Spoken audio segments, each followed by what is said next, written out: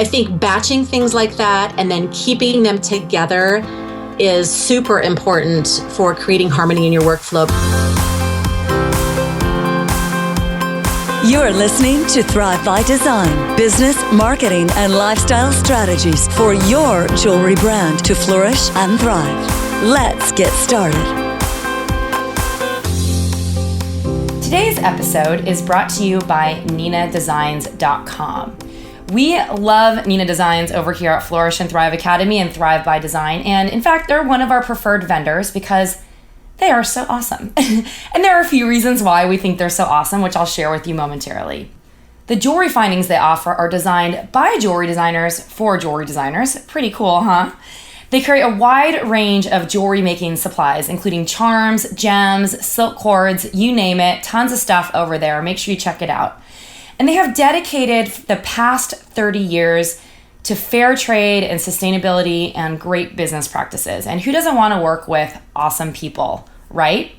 And I even like them more because Nina is offering the Flourish and Thrive by Design community a $10 discount off your next order.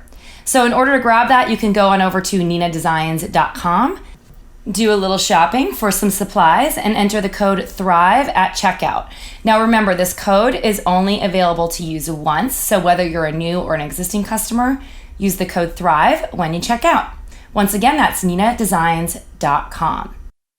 Hey everyone, it's Tracy Matthews here with the Thrive by Design podcast, and I'm super excited because I have a special guest here today, Melissa Kaiserman of makeryspace.com. Melissa, welcome and thanks so much for being here. Thank you, Tracy. I'm really glad to be here. I am really excited today because over here at Flourish and Thrive, and I know we've been on a few calls together with our friend Dan Safkow, who sort of connected us a while back. And, you know, one of the things that I really love about what you teach is how to get really organized in business and how to create systems in business.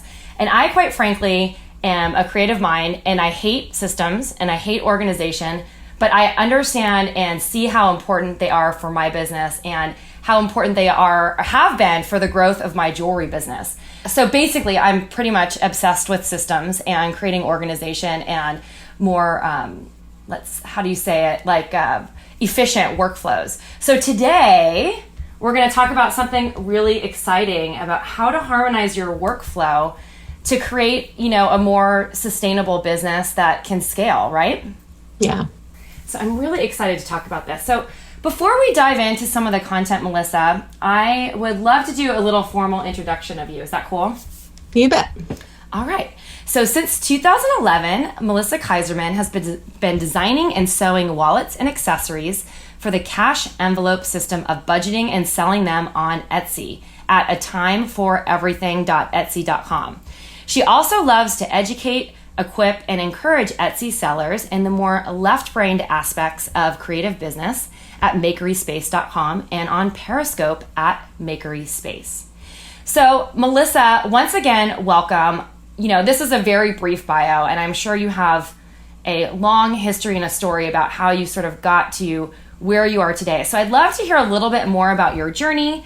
I really want to hear about this cash wallet budgeting system because I was stalking you on Etsy the other day. And I'd like to know a little bit more about how you sort of became obsessed with systems like me. All right. Well, I've been a little bit entrepreneurial, I think, most of my life. It seems like I've always had something that I was trying to do to earn money on the side. But sewing was not one of those things. My mom taught me the basics when I was younger, and I am such a perfectionist. I would get frustrated if my stitching was not exactly straight. So when she gave me her sewing machine after she upgraded, I think I was in college, and it basically just traveled with me from apartment to apartment to home. And then kind of the whole boom of tutorials online happened, and I saw all these really, really cute things you could sew and all these free tutorials, and I started feeling a little bit resentful that I didn't know how to do them, and I decided to stop being afraid of that sewing machine. So when I was 40, I finally pulled that sewing machine out of the closet and decided to start trying some really simple things, camera strap covers for throw pillows, that kind of thing. And I really fell in love with sewing. And I was using the cash envelope system for myself and my husband, and I'd been doing it for years, but I just had the white envelopes from the bank that were totally boring, really difficult to keep organized in my purse. I was constantly rifling through to find the right one for groceries or whatever I was buying. And I had seen a tutorial online for making a cash envelope system wallet out of oilcloth. So I decided I would try it. And this was only a few months into my sewing journey. And I used laminated cotton instead of oilcloth because I had found some locally. I made this wallet. It was the first time I'd ever put in a zipper. And I think it took me like 10 hours for something that probably should have taken me 2 to 3. So of course, when I finished, I'm like, I am never doing that again. And zippers still scared me, even though I had finally put one in. But I was kind of proud of it because I'd finished it. So I posted it on my blog. And then I had blog readers saying, will you please make me one? I will buy one from you. Because a lot of my blog readers were, people that were living on a budget. And so that appealed to them. And I really didn't want to, but I finally decided to take 12 orders just on my blog. Mm-hmm. So I just ordered enough supplies to make those 12. I offered like 4 different fabric choices and priced them way too low in retrospect. So then I spent all these hours. I probably made less than $5 an hour doing it after supplies were subtracted. And then I really was burnt out and said, no more. Well, that held for a few more months. And then I had people continued to ask for them. So I decided I'll just make whatever I can make. I'll just make it and then just offer it for sale on my blog. So occasionally I would make one and list it. Well, then I went on a crafting retreat for 4 days where I had all this time to finish stuff.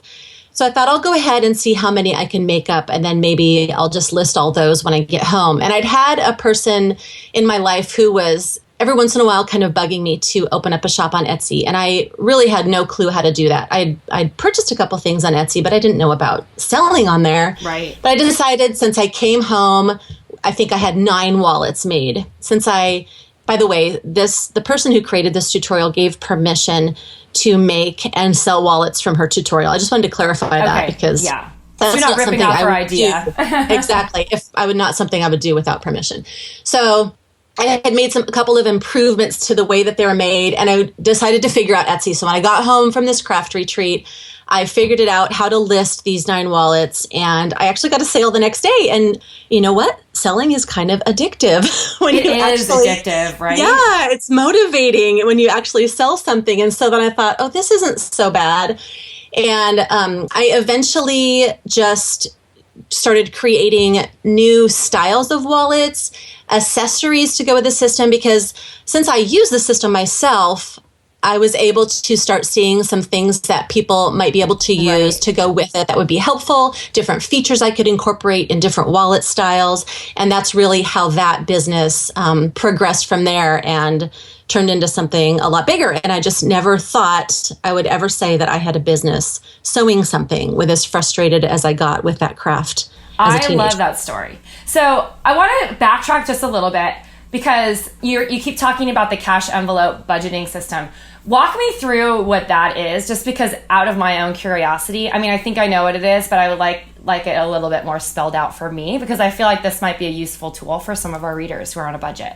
Yeah, so the concept of the cash envelope system is that when you get paid, you obviously have your written budget, but studies have shown that when you actually hand over cash for your purchases, it triggers something in your brain that's painful, and you make better decisions with that. It's true. It's biological. And when you actually swipe a card, because there's not that immediate parting between you and the cash, that pain is not there until you actually see your statement or get your bill if it's credit card. So the concept is that you will stay on your budget better if you actually use cash. And so you have your grocery category, your clothing category, your entertainment category, whatever ones you've decided are going to be how you spend cash. And, most people pay their bills online, usually buy gas at the pump with a card. So it's obviously not every aspect of your expenses, but then you divide that out for that pay period, whether you do it by the week or semi-monthly or monthly, and you divide that cash into envelopes, dividers, whatever it is that you're using, and then that whatever you've budgeted for that category for that time period, once it's out, it's out. And you don't beg, borrow, and steal from the other categories. And it just helps you to stay on a budget. A lot of people use it when they're trying to get out of debt. But then other people, like my husband and I, we use it just to keep, be good stewards of our money and be spending the way that we have planned to spend on paper. It's such a great idea. I think the biggest challenge is that, because I love paying for things in cash, and my friends know that I've done that I'm like the annoying person at dinner. It's like, how much is it going to be? Instead of just throwing the card down. I'm like, here's my cash. They're like, you're annoying because now we have to like figure this whole thing out. But I love the idea because I actually love paying for things in cash. I think the challenge would be there's so many things that I think for me living in a big city, I think you live in the suburbs somewhere. Where do you live? I can't remember. I live in Spokane Valley, which is just outside of Spokane. So it's big for this area, but it's definitely nothing like New York City. Yeah. Yeah.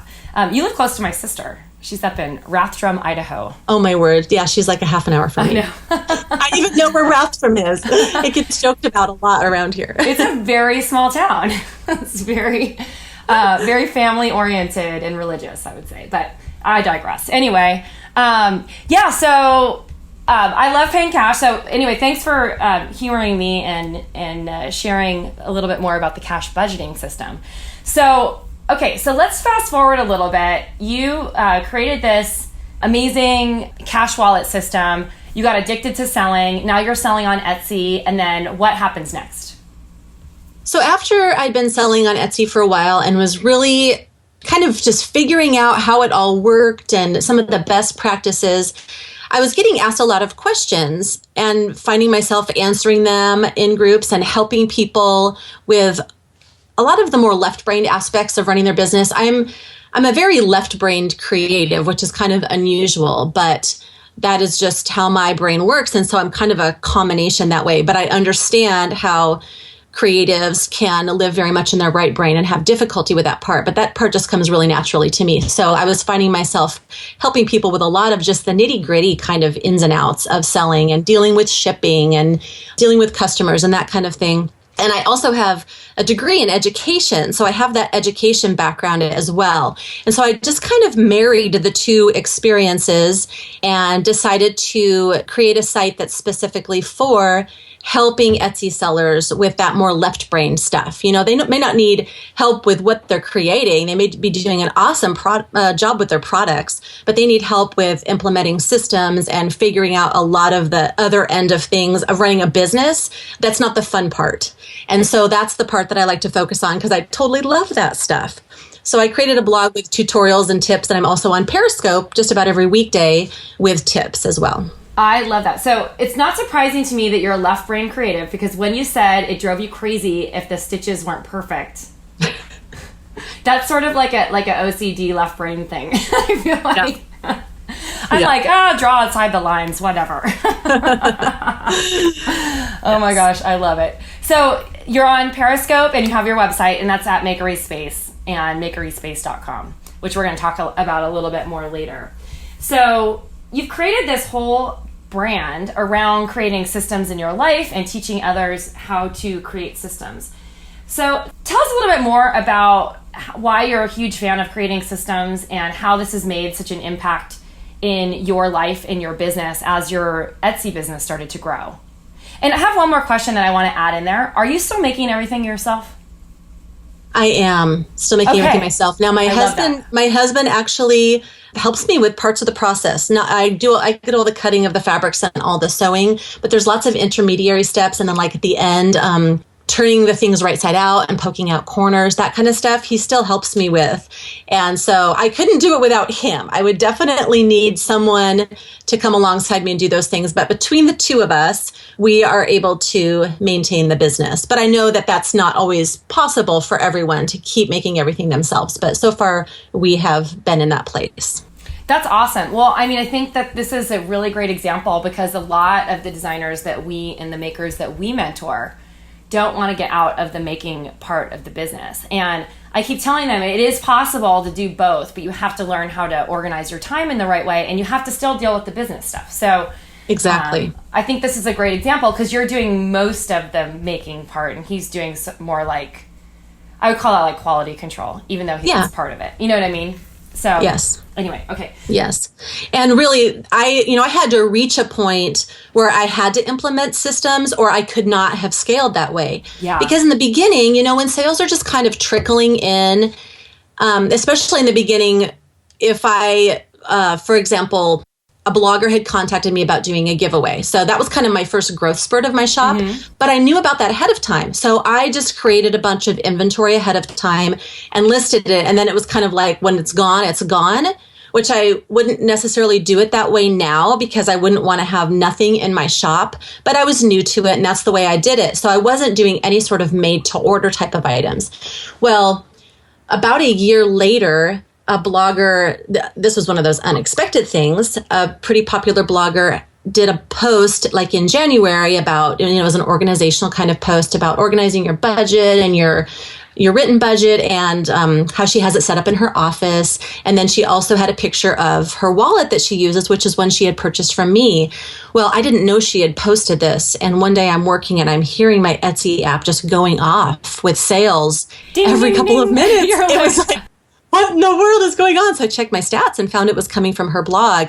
And I saw that post. Well, at that time, I had some things listed in my shop, but I still didn't have a system for like taking orders based on a fabric selection and then just having a longer processing time. It was just whatever was there was available. So what happened is I was getting, I was selling out of things. I was getting all these conversations about, I had this in my cart and I went to check out and it wasn't there. Can you make me another one? And I was spending 2 or 3 hours a night answering these conversations during this like week after she did her blog post. And then I was closing my shop down a couple of times just to catch up. It was so incredibly overwhelming. And then I would list like a limited number. And when those sold out, they sold out. So it really wasn't the best practice to do as a business. And it was because I had really been a little bit lazy about getting a system in place ahead of time so that I could scale that growth if that ever happened. So that was really created a pain point that put me in a place of being forced to create a system so that if something like that happened again, I could actually manage it because I knew from the point of a sale coming in until it went out the door, I could completely track the progress of that, know where everything was, know what I needed to do next on a certain set of orders that were scheduled to ship on a certain date. And so that's when I created a system for myself. And really, ever since that point, I have never gotten behind. I've had times where I've had a lot of orders coming in at once because maybe I've been featured on a blog, but I stay on track because of the system that I developed. I love that. So you said you're a left brain creative, so you probably don't identify with the like creative creatives who really have difficulty like I do creating systems and they don't enjoy it. Do you have any tips or suggestions on how to get like workflow in place or to make it easier for people like me? Yeah, I think I can relate to some extent because even though I love systems, I don't always feel very organized. I have piles and I have times that I have to clean out my workspace for sure. And so I can get really bad that way.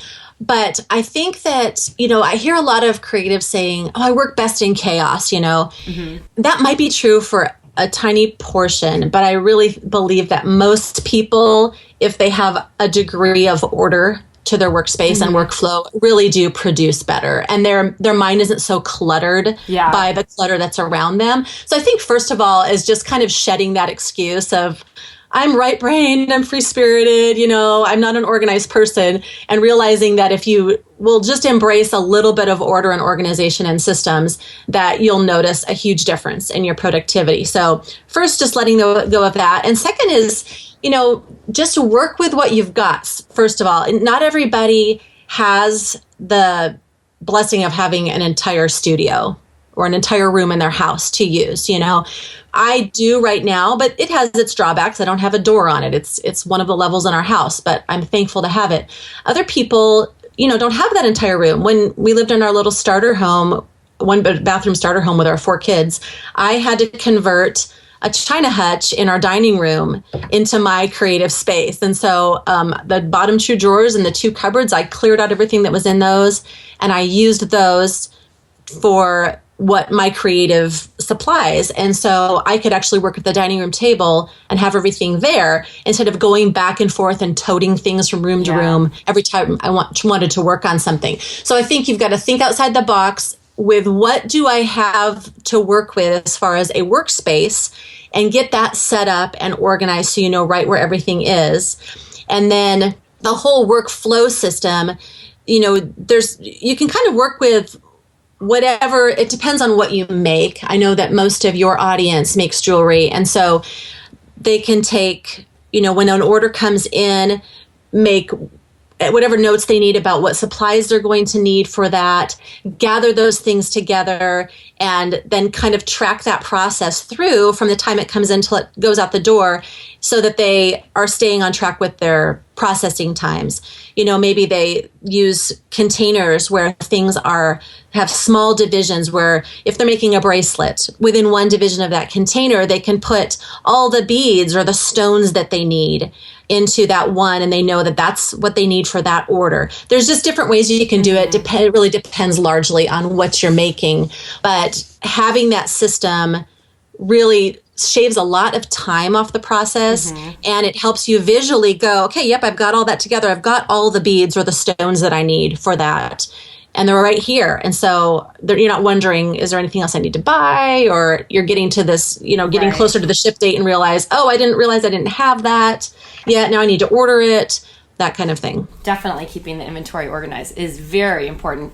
Well, I wanted to go back to one thing that you said, that sometimes people say, oh, I work better in chaos. I personally don't think anyone works better in chaos. Even though sometimes my desk looks chaotic, I don't work better when it's like that. I just am such a doer that I'm like, oh, I'll get to it later. And in fact, I have this, this is sort of my level of organization and what helps me. Every week or month, I throw a bunch of stuff out. I don't know why, but that helps me get organized, get clear my space, and also clear my head, so that I can focus on, getting things done in a specific way. So I totally agree with you. I think that sometimes creative people aren't necessarily strong at the organization piece, but I don't think most people work better in disarray or chaos. Yeah, I agree. For sure. I think that, it just doesn't come naturally to some people. And it doesn't have to look the same for everyone. My inventory organization and my workflow is not going to look identical to someone else's, but you just got to figure out a method that works for you, that you'll stick with. That's the thing. If you are trying to be way too specific about some things and that's not you, you're going to start this system and in a week you're going to toss it. Exactly. It has to be practical enough for what you think you're going to follow through on. Exactly. So, this is sort of kind of tying all this together. What are some ways that people, I'm just going to use the term harmonize, that some of the creatives who are listening and the designers and makers, what are some ways that in your system or mind that they can harmonize their workflow to make it a little bit easier for them to maybe, let's say, even produce an order or get it done from start to finish? I know you talked a little bit about organizing the materials and having things there. Are there any specifics that you'd recommend? One thing that I did when I was developing my system is it depends on where you sell as well, but on Etsy, we have to set processing times. And so then when an order is placed, at the end, it has a shipping date on it when that order goes through. So what I do is I organize my orders by the date they have to ship. So I batch them that way. Oh, cool. And then I take that batch. So let's say I have something that's supposed to ship next Monday. I've got that in front of me. And so I take that and then I get all my supplies out that I'm going to need to create those orders that have to ship on Monday. I have all of those supplies in the same spot. So in the same bin, whatever it is that you use. And then I'm working, every time I work on a part of that process of creating those products, I'm keeping it all within that same bin. So I used to have everything spread out all over my workspace. Then I'd have to search for, okay, I was working on this wallet and where is it in this pile? Now, because I keep everything scheduled to ship on the same date together, I know exactly where to go to find it. So I think batching things like that and then keeping them together is super important for creating harmony in your workflow, because then all the way through, you know exactly where to go to find it. And then when the items are finished, they go say right back in that place as well to get ready to be packaged and shipped. So I'm never searching for where a particular order is in the process, because I keep those things together. It's so awesome. I think also when it's like an Etsy business, you're producing like probably just like in most cases, like one piece per order too. And it's just like going out. So I feel like you need to be even like more organized in that situation with the kind of volume that you're talking about.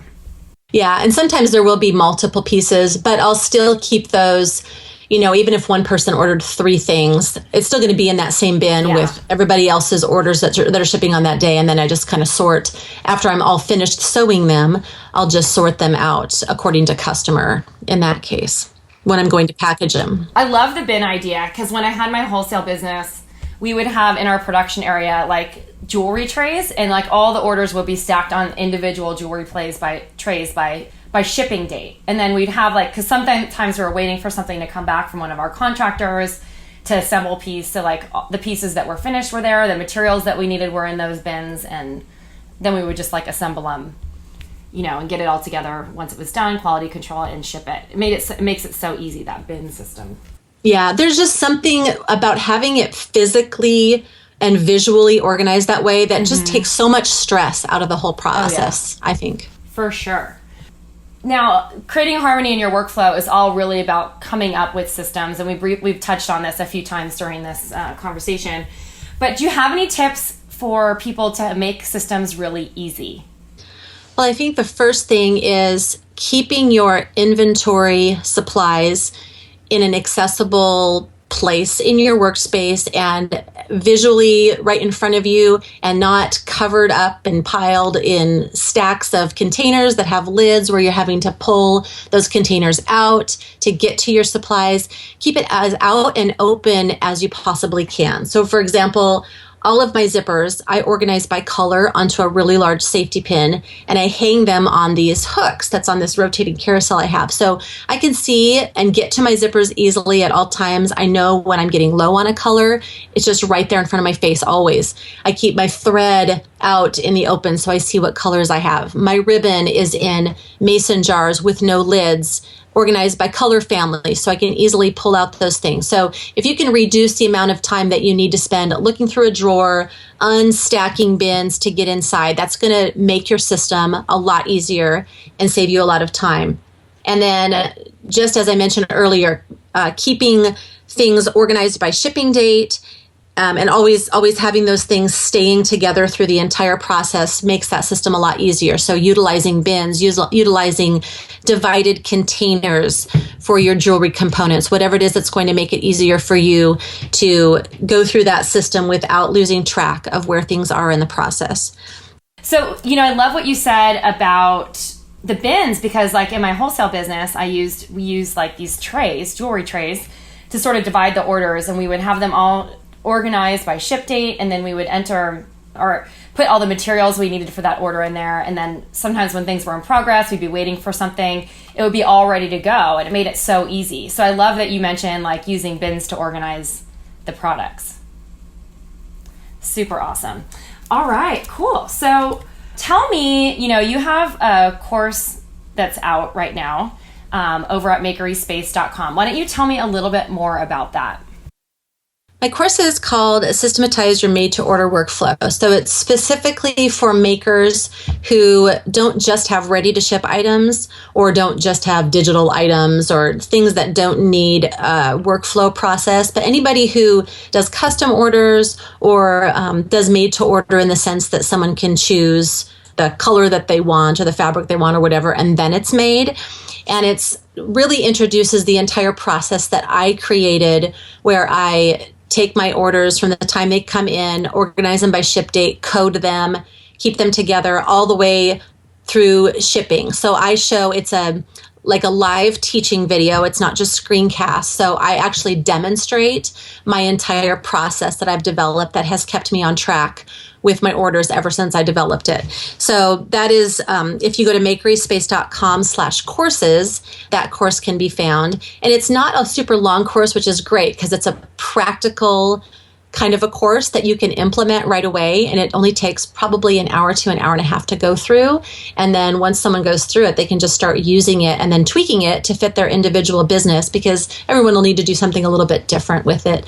But it is super helpful for somebody who may not intuitively know how to create a system on their own. It's ideal if they use it before their shop starts to grow to where they're overwhelmed. But obviously, I didn't even implement it until I was overwhelmed. So if someone is in a place where they just realize, I have got to have a system or I'm going to completely drown, it's a great course for them as well. That's awesome. So that you can go over to makeryspace.com/courses to go check it out. Very cool. You have a little treat for our audience. Why don't you tell us a little bit more about that, Melissa? Yeah, I would love to offer your listeners $10 off the course. And they can get that by going to makeryspace.com/thrive. And that will be a landing page where they can just put in their email address to sign up for getting that coupon code, and that will add them to my mailing list. I send out a weekly newsletter that is tailored to Etsy sellers, but also makers in general. And it's curated content where I find some of the best content that's out there from that previous week for helping grow their business. And that coupon code that I send will be good for a week after it's received. Awesome. Thank you so much, Melissa. I know that a lot of our listeners are going to totally jump on that. We have tons of Etsy sellers over at Flourish and Thrive Academy and listening to the Thrive by Design podcast. So I'm super grateful that you're offering that. It's super awesome. And as I mentioned earlier in this, I am, even though I'm not naturally inclined to systems, I'm obsessed with systems. So I'm really excited to have you share this with our audience and also to check it out myself and to sort of get people on a bigger track to creating organization in their creative businesses. So thank you so much for being here today. It's been awesome having you. Thank you. It was really enjoyable to chat with you, Tracy.